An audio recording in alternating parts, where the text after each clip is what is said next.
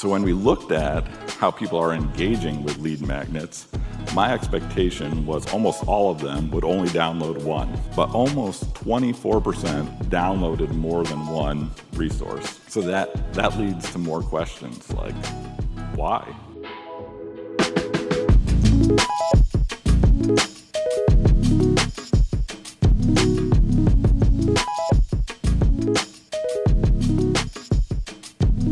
How's everybody doing? Hopefully you're having a great time, and hopefully you're learning a lot. I know I've already been taking some notes and was listening to the earlier session and looking at how many rows of data I included in my slides, and I'm not agile enough to remove them, so you guys are just going to have to sit through that. But I learned something, and it will be better next time. But no, hopefully you'll be excited. Hopefully you'll be energized by this data, as I am. I was excited to see the scale. We had a lot of great creativity around data. We had people that are balanced around data. I go all the way on the other end of the spectrum. I am very enthused by data and very focused by that. So we are going to get started talking about puzzles. Who likes puzzles here? Anybody? All right, excellent. Who noticed that there's puzzle pieces on the table and instantly started putting them together, trying to find matches? Anybody? Yes? Who went and realized that the pieces aren't all there and started going to other tables and stealing pieces so that you could get a bigger piece? All right, you guys are my people, so we'll hang out later and try to put them together. But you can actually tell a lot about a puzzle from an individual piece, right? If you're looking at your pieces, you might look at the colors and you might recognize the sky or flowers, or you might look at the edges and find that there's smooth edges, and so you know that that's a side piece or a corner piece. But it doesn't show you the full picture, right?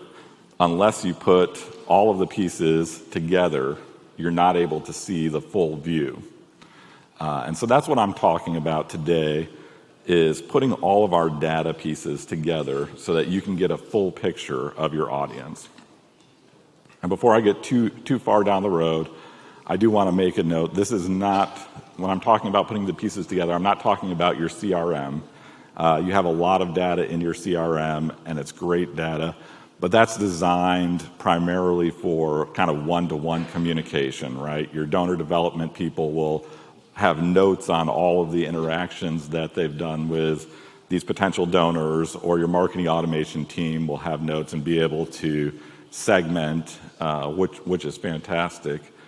That's kind of a more deep relationship, right? As you talk to people, you get to understand. One of the things I love about being able to do the DMC here is that I see the same faces year in year, and I get to know people more deeply and have a stronger relationship. But that's not necessarily scalable, right? Your ministry probably serves thousands of people or hundreds of thousands of people, or in some cases millions of people, and you can't build that one-to-one relationship, that depth with all of them. And so what I'm talking about today is how can you scale your understanding of your audience? And that comes from piecing together large data, which includes your CRM. As one piece, but is not limited to it. So typically, a ministry data source will look like this. You have all of these pieces of data, your mobile apps, your website forms, you might have a store, purchases, your email service provider, and every single one of them gives you a report. It gives you significant data, significant information about it, but none of those reports talk to each other. So you can know what's happening in one channel, but you can't necessarily know what's happening around all channels. What I'm talking about today is moving all of that data into one source so that you can get a cross-platform view, a cross-channel view, and start to answer those really strategic questions. And if you're looking at these charts and thinking, oh, this is me, you're not alone. Just about a week or two ago, the Content Marketing Institute actually put out some benchmarks, And 72% of enterprise content marketers felt that their effectiveness, their strategy, was either moderately effective or not very effective at all in 2024, that's a very large percentage, right? And so they drilled down to try to understand why it might not be effective. And 45% said that it's because their strategy was not data-driven. Another 45% said it's not tied to the customer journey. And 34% said that they had ineffective audience research. And then they asked, what is the challenges? What's holding you back, right? Because you have all of this data. You have your email data. You have your website data. You have Google Analytics. You have all of this data. So why aren't you building data-driven strategies? And 66% found that they were having difficulty tracking the user journeys, right? How are people moving from one platform to another?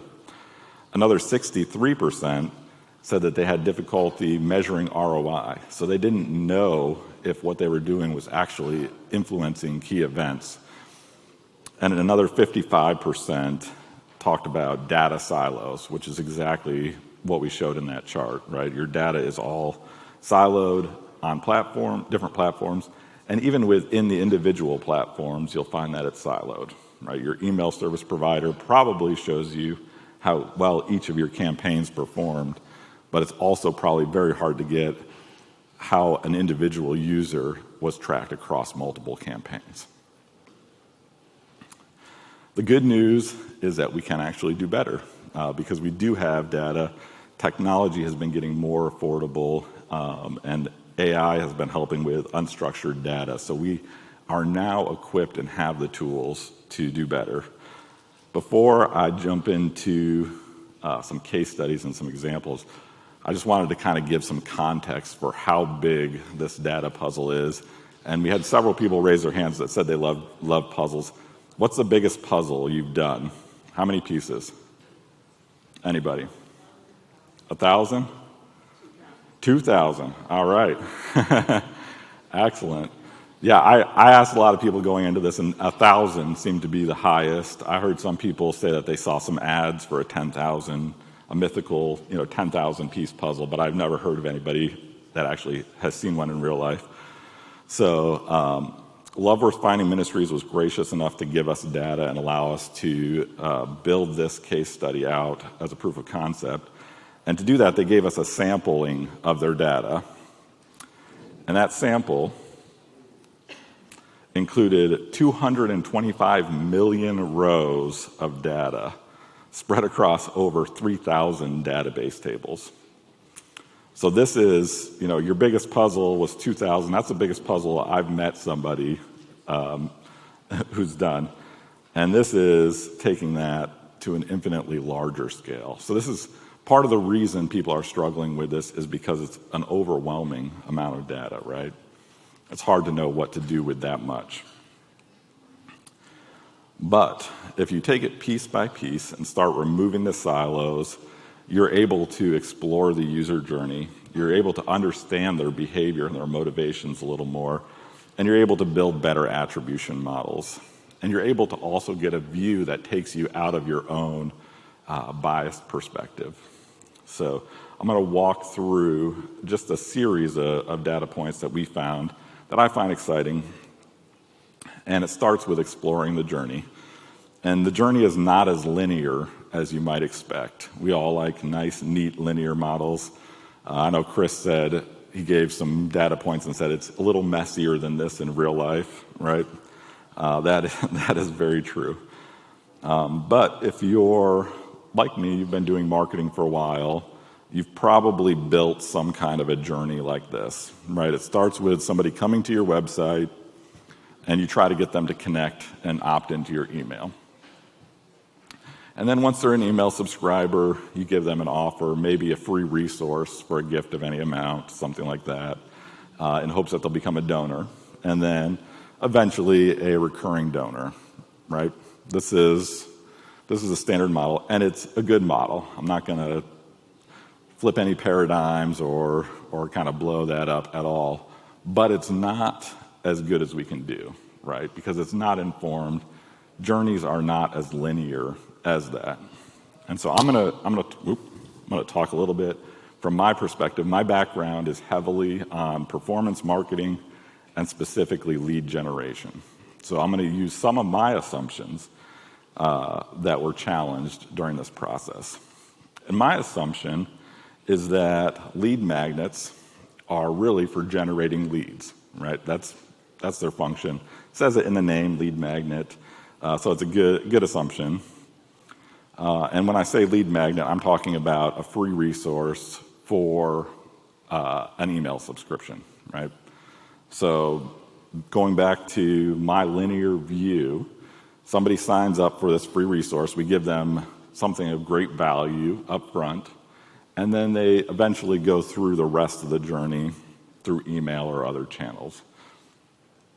So when we looked at how people are engaging with lead magnets, my expectation was almost all of them would only download one. Maybe some people are forgetful. A lot of people are forgetful. So maybe some of them would download 2 or 3 just because they hadn't remembered they already downloaded it. And the majority of that's true, right? 77% engaged with just one free resource. But almost 24%, so a full 23%, downloaded more than one resource.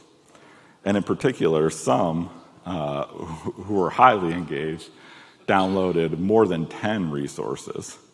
I think the highest one actually downloaded over 50 resources over the course of 5 years. So there are people that are engaging with this content that's designed to incentivize new subscribers, and they're engaging in it over and over and over again. So that leads to more questions like, why, right? Are we motivating the right behavior? We want people to engage over time. So is giving the best content as a lead magnet and then not continuing to give them that content the best approach to it? So are we incentivizing the wrong behavior, which would be signing up over and over again instead of engaging with the journey? And what we found is people who engage with multiple lead magnets are highly engaged. They actually love the content. Surprise, if you're a content producer, which if you're a media ministry, you are, you're going to have people that love your content and want to engage with as much of it as possible. And what we actually found is we looked at other key activities, key events, and said, are they more likely to engage in those? And if somebody downloaded more than one lead magnet, they were 6 times more likely to take a Bible study course, which could be a discipleship course or deeper studies. They were 7 times more likely to purchase a product from the store, buy your books, buy your devotional books, as well as 3 times more likely to make a donation, and 4 times more likely to have multiple donations and be retained. Then we can take it even one step further and from looking at their behavior and look at influence. This is the attribution model here. And we're able to leverage machine learning to actually understand impact when there's no direct clicks. And to do this, we actually built what's called a random forest algorithm. And you can kind of think of it as a smart voting system where the algorithm kind of votes, yes, this is going to be a donor, or no, this is not. And then it takes the best results and combines them to give you the most accuracy in terms of a predictive model. And to do this as an example, as a proof of concept, we just looked at 3 possible influencers: the number of free resources downloaded, the number of orders purchased in the store, and the number of courses taken, Bible study courses taken. And we asked, can these 3 touch points actually predict who's going to become a donor and who's not? And it did so with a reasonable accuracy. What we're actually looking at is the donors there, and that's 48% accuracy, which for just 3 touch points is actually fairly accurate, because 1 in 2 of the people that it predicted would become a donor actually did. And so that becomes exciting, right? You can start to understand this work that I'm doing, these daily devotionals that I'm putting out, these free resources are actually having an impact, even though I can't measure a direct click to them. People are engaging, and they're becoming more and more engaged in our ministry. But what's even more exciting to me is you can actually look at the influence that each of the individual items, they're called features in machine learning, each of the individual items, touch points, has on that prediction. So if you see there, and it's on a scale from 0 to 1. So if you see there, the number of free offers has by far the most, followed by the number of orders. People are loving your content if they're paying money to buy it, right? And the number of courses is down at the bottom there in terms of influence towards donors. And this is partly because the number of people taking courses, that's a newer offering, and so the number is smaller. That influence might grow over time. But we can actually see, if we're going to predict who's going to become a donor, the number of free offers is very important that people are receiving. And so this, as I said, I'm a data person, and so just that knowledge, being able to see that is very exciting to me. But I also want to make it practical because I know that not everybody else is a data person. So what you can do once you discover this is you can actually take actions from these learnings. You can find that this segment, this almost quarter of your audience, is highly engaged in your content and highly motivated by content. So you can leverage your lead magnets for retention, repurpose them so that they keep people engaged over time rather than just generate new engagements that are short term. You can also offer exclusive gated content to incentivize deeper engagement, such as unreleased content that you can only get if you log in on your app, something like that. And then because they're your biggest fans of your content, you can also invite them to share your content, to amplify your reach and have them become advocates. So when you start putting the puzzle pieces together, you can actually get a deeper picture of motivations and how people want to interact, which is exciting because it allows you to make more strategic decisions. So this is, as we mentioned, right, 225 million rows of data, 3,000 database tables. That's kind of overwhelming. So how do you get started? And it's similar to putting together a piece of puzzle, right? If you put together a puzzle, you sort out the pieces by the different colors so you know which area they're going in, by the edges, and you start filling in the edges and filling in the middle. And similarly, you can take small steps towards unifying your data and get better over time. And it really starts with questions. One of the biggest areas, pitfalls that we have seen, is people will invest in putting all of their data into one place without knowing the questions that they're trying to solve. And they find that they have 3,000 database tables and don't know what to do with it. And so the project kind of ends there and doesn't add value. So really start with those questions. Take some time to wonder and just ask, is this effective? What should I be looking at? What should I be promoting? Ask those questions and just write them all down. And then take samples of your data. Say, where is the data hosted that would answer these questions? And how can we match it up? Once you piece it together, gain quick wins. You can answer quite a few questions pretty easily, pretty quickly, and see how you apply them and practice applying them to your strategy so that you're able to build and grow on the successes that you have. And then once you have started to understand your data better, you can actually integrate it so that the picture becomes clearer and your data becomes real time rather than just samples. So hopefully this got you excited about starting on your data unification journey, and it gave you some ideas as to where you want to go with that.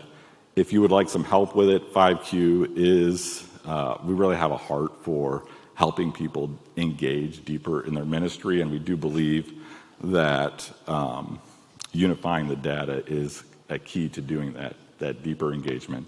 And so we do have a program it's limited in space, but you can sign up and reserve your spot if you would like help on this journey. So hopefully you're encouraged, and if you have any questions, please come talk to me, because I could talk about data all day. So come see me afterwards, and enjoy the rest of the conference. Thank you.